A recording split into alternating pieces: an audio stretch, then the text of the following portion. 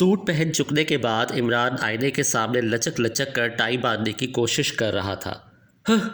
پھر وہی چھوٹی بڑی، میں کہتا ہوں ٹائیاں ہی غلط آنے لگی ہیں، وہ بڑبڑاتا رہا اور پھر ٹائی لاحول ولا قوت نہیں باندھتا، یہ کہہ کر اس نے جھٹکا جو مارا تو ریشمی ٹائی کی گرہ پھسلتی ہوئی نہ صرف گردن سے جا لگی بلکہ اتنی تنگ ہو گئی کہ اس کا چہرہ سرخ ہو گیا اور آنکھیں ابل پڑی۔ بخ بخ، اس کے حلق سے گھٹی گھٹی سی آوازیں نکلنے لگیں اور وہ پھیپھڑوں کا پورا زور صرف کر کے چیخا، ارے مرا، بچاؤ سلیمان! ایک نوکر دوڑتا ہوا کمرے میں داخل ہوا۔ پہلے تو وہ کچھ سمجھا ہی نہیں کیونکہ عمران سیدھا کھڑا ہوا دونوں ہاتھوں سے اپنی رانیں پیٹ رہا تھا۔ کیا ہوا سرکار؟ بھرائی ہوئی آواز میں بولا۔ سرکار کے بچے، مر رہا ہوں۔ ارے لیکن مگر اگر، عمران دانت پیس کر ناچتا ہوا بولا۔ ابے ڈھیلی کر۔ کیا ڈھیلی کروں؟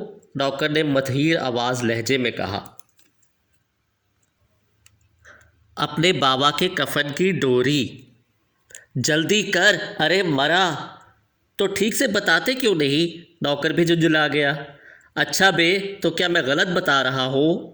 میں یعنی عمران MSc PhD کیا غلط بتا رہا ہوں؟ ابے کمبخت، اسے اردو میں استعارہ اور انگریزی میں منیافر کہتے ہیں۔ اگر میں غلط کہہ رہا ہوں تو باقاعدہ بحث کر، مرنے سے پہلے یہی صحیح۔ نوکر نے غور سے دیکھا تو اس کی نظر ٹائی پر پڑی جس کی گرہ گردن میں بری طرح سے پھنسی ہوئی تھی اور رگیں ابھری ہوئی سی معلوم ہو رہی تھی، اور یہ اس کے لیے کوئی نئی بات نہ تھی۔ دن میں کئی بار اسے اسی قسم کی حماقتوں کا سامنا کرنا پڑتا تھا۔ اس نے عمران کے گلے سے ٹائی کھولی۔ اگر میں غلط کہہ رہا تھا تو یہ بات تیری سمجھ میں کیسے آئی؟ عمران گرج کر بولا۔ غلطی ہوئی صاحب۔ پھر وہی کہتا ہے۔ کس سے غلطی ہوئی؟ مجھ سے؟ ثابت کرو کہ تم سے غلطی ہوئی۔ عمران ایک صوفے میں گر کر اسے گھورتا ہوا بولا۔ نوکر سر کھجانے لگا۔ جوئیں ہیں کیا تمہارے سر میں؟ عمران نے ڈانٹ کر پوچھا۔ نہیں تو پھر کیوں کھجا رہے تھے؟ یوں ہی۔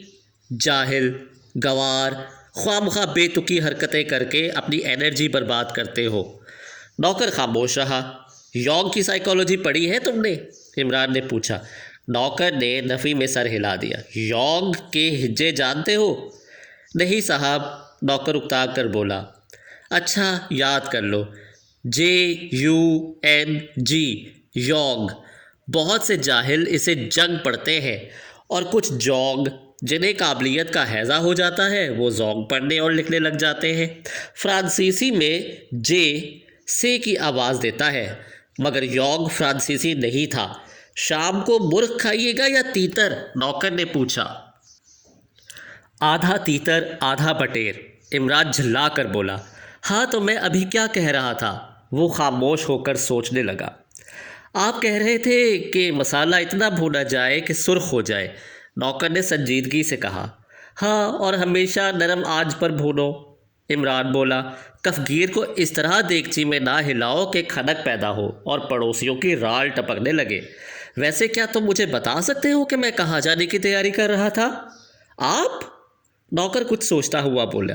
آپ میرے لیے ایک شلوار قمیض کا کپڑا خریدنے جا رہے تھے، 20,000 کا لٹھا اور قمیض کے لیے باس کی۔ گڈ، تم بہت قابل اور نمک حلال نوکر ہو۔ اگر تم مجھے یاد نہ دلاتے رہو تو میں سب کچھ بھول جاؤں۔ میں ٹائی باندھ دوں سرکار؟ نوکر نے بڑے پیار سے کہا۔ باندھ دو۔ نوکر ٹائی باندھتے وقت بڑبڑاتا جا رہا تھا۔ 20,000 کا لٹھا اور قمیض کے لیے باس کی، کہیے تو لکھ دو، بہت زیادہ اچھا رہے گا، عمران نے کہا۔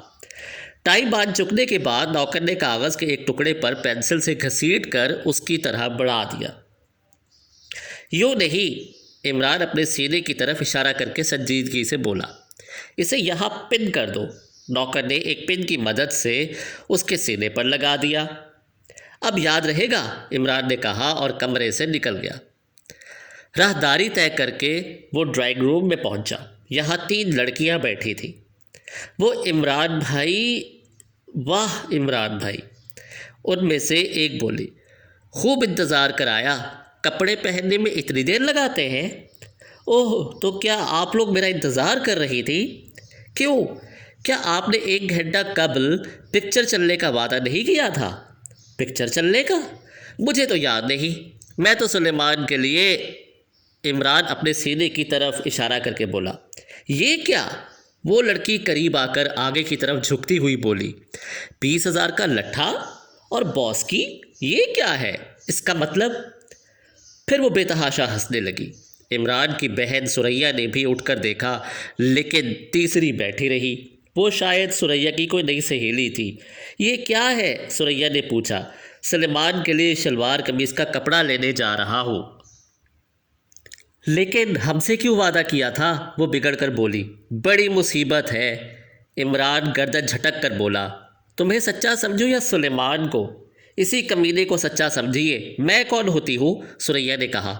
پھر اپنی سہیلیوں کی طرف مڑ کر بولی۔ اکیلے ہی چلتے ہیں؟ آپ ساتھ گئے بھی تو شرمندگی ہی ہوگی۔ کر بیٹھیں گے کوئی حماقت۔ ذرا دیکھیے آپ لوگ۔ عمران رونی صورت بنا کر درد بھری آواز میں بولا۔ یہ میری چھوٹی بہن ہے، مجھے احمق سمجھتی ہے۔ ثریا، میں بہت جلد مر جاؤں گا کسی وقت، جب بھی ٹائی غلط بن گئی۔ اور بیچارے سلیمان کو کچھ نہ کہو، وہ میرا محسن ہے، اس نے ابھی ابھی میری جان بچائی ہے۔ کیا ہوا تھا؟ ثریا کی سہیلی جمیلہ نے گھبرائی ہوئی آواز میں پوچھا۔ ٹائی غلط بن گئی تھی، عمران انتہائی سنجیدگی سے بولا۔ جمیلہ ہنسنے لگی، لیکن ثریا جلی کٹی بیٹھی رہی۔ اس کی نئی سہیلی مدہیرانہ انداز میں اس سنجیدہ احمق کو گھور رہی تھی۔ تم کہتی ہو تو میں پکچر چلنے کو تیار ہوں، عمران نے کہا، لیکن واپسی پر مجھے یاد دلانا کہ میرے سینے پر ایک کاغذ پن کیا ہوا ہے۔ تو کیا یہ اسی طرح لگا رہے گا؟ جمیلہ نے پوچھا۔ اور کیا؟ میں تو ہرگز نہ جاؤں گی، ثریا نے کہا۔ نہیں، عمران بھائی کے بغیر مزہ نہ آئے گا، جمیلہ نے کہا۔ جی نو، عمران خوش ہو کر بولا۔ میرا دل چاہتا ہے کہ تمہیں ثریا سے بدل لوں، کاش تم میری بہن ہوتی۔ یہ نک چڑھی ثریا مجھے بالکل اچھی نہیں لگتی۔ آپ خود نک چڑھے، آپ مجھے کب اچھے لگتے ہیں؟ ثریا بگڑ کر بولی۔ دیکھ رہی ہو، یہ میری چھوٹی بہن ہے۔ میں بتاؤں؟ جمیلہ سنجیدگی سے بولی۔ آپ یہ کاغذ نکال کر جیب میں رکھ لیجئے، میں یاد دلا دوں گی۔ اور اگر بھول گئی تو؟ ویسے تو کوئی راہگیر ہی اسے دیکھ کر مجھے یاد دلا دے گا۔ میں وعدہ کرتی ہوں۔ عمران نے کاغذ نکال کر جیب میں رکھ لیا۔ ثریا کچھ کھچی کھچی سی نظر آنے لگی تھی۔ وہ جیسے ہی باہر نکلے، ایک موٹر سائیکل پورنیکو میں آ کر رکی، جس پر ایک باوقار اور بھاری بھرکم آدمی بیٹھا ہوا تھا۔ ہیلو سپر فیاض، عمران دونوں ہاتھ بڑھا کر چیخا۔ ہیلو عمران مائی لیڈ، تم کہیں جا رہے ہو؟ موٹر سائیکل سوار بولا۔ پھر لڑکیوں کی طرف دیکھ کر کہنے لگے، اوہ معاف کیجیے گا، لیکن یہ کام ضروری ہے، عمران جلدی کرو۔ عمران اچھل کر کیریئر پر بیٹھ گیا اور موٹر سائیکل فراٹے بھرتی ہوئی پھاٹک سے گزر گئی۔ دیکھا تم نے؟ ثریا اپنا نچلا ہونٹ چبا کر بولی۔ یہ کون تھا؟ جمیلہ نے پوچھا۔ محکمہ سراغر ثانی کا سپرنٹینڈنٹ فیاض، مگر ایک بات میری سمجھ نہیں آ سکی کہ اسے بھائی جان جیسے خپتی آدمی سے کیا دلچسپی ہو سکتی ہے۔ یہ اکثر انہیں اپنے ساتھ لے جایا کرتا ہے۔ عمران بھائی دلچسپ آدمی ہے، جمیلہ نے کہا۔ بھائی کم از کم مجھے تو ان کی موجودگی میں بڑا لطف آتا ہے۔ ایک پاگل دوسرے پاگل کو عقل مند ہی سمجھتا ہے، ثریا منہ بگاڑ کر بولی۔ مگر مجھے تو پاگل نہیں معلوم ہوتے، ثریا کی نئی سہیلی نے کہا۔ اور اس نے قریب قریب ٹھیک ہی بات کہی تھی۔ عمران صورت سے خپتی نہیں معلوم ہوتا تھا۔ خاصا خوشرو اور دلکش نوجوان تھا، عمر 27 کے لگ بھگ رہی ہوگی، خوش سلیقہ اور صفائی پسند تھا، تندرستی اچھی اور جسم ورزشی تھا۔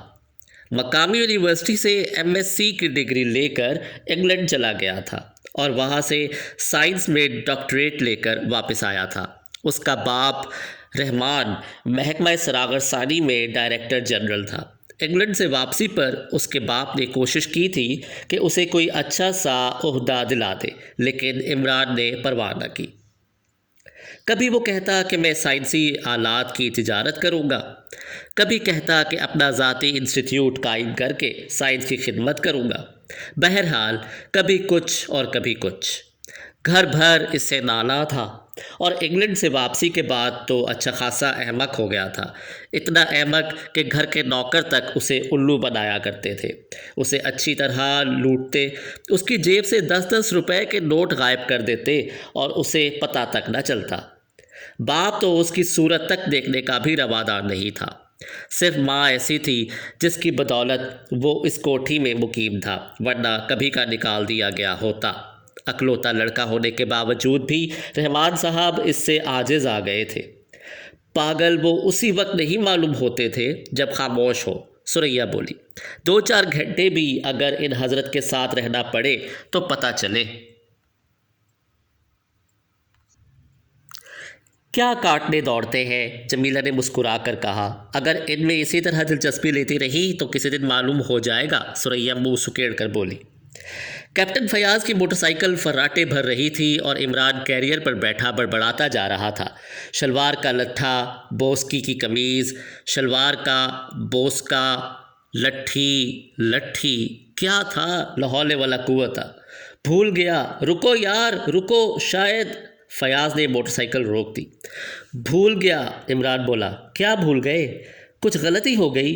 کیا غلطی ہو گئی؟ فیاض جلا کر بولا۔ یار کم از کم مجھے تو الو نہ بنایا کرو، شاید میں غلط بیٹھا ہوا ہوں، عمران کیریئر سے اترتا ہوا بولا۔ جلدی ہے یار، فیاض نے گردن جھٹک کر کہا۔